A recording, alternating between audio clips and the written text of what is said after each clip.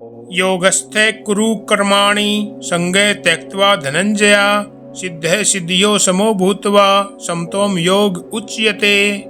हे अर्जुन, योग में स्थित होकर कर्म करो, आसक्ति को छोड़कर सफलता और असफलता दोनों में समान भाव रखो, यही वास्तविक योग है।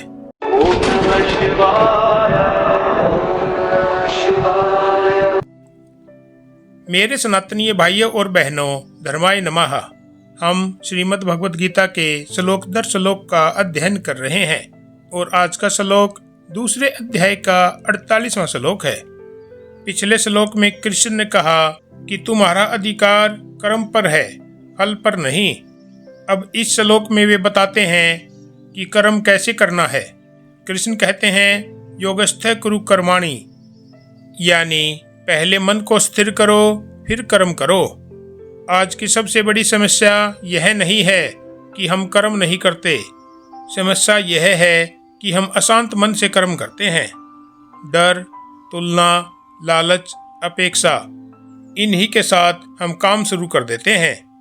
कृष्ण कहते हैं कर्म से पहले मन को योग में बैठाओ। यह योग कोई आसन नहीं है, यह मन की स्थिति है। फिर वे कहते हैं संग त्यक्त्वा, यानी काम करो पर चिपको मत। आज हम काम से ज्यादा परिणाम से चिपक जाते हैं। तारीफ मिले तो खुश, आलोचना मिले तो टूट जाते हैं। कृष्ण कहते हैं यही बंधन है।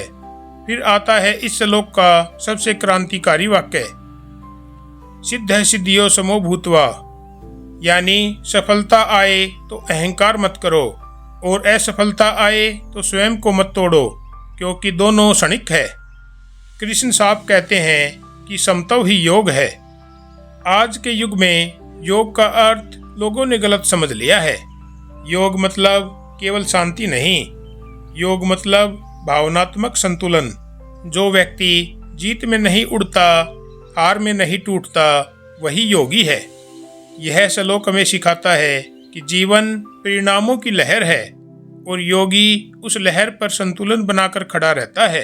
अगर तुम बिजनेस में हो, नौकरी में हो, साधना में हो या रिश्तों में हो, तो यह श्लोक तुम्हें अडिग बनाता है।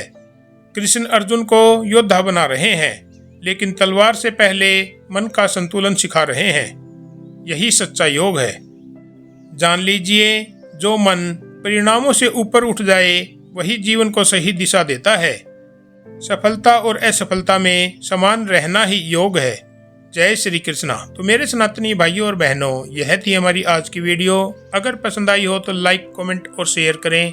चैनल को सब्सक्राइब करें। इसी के साथ हर हर महादेव। ओम शिव शक्ति नमः। सनातन धर्म की जय हो। धर्मे स्थितः।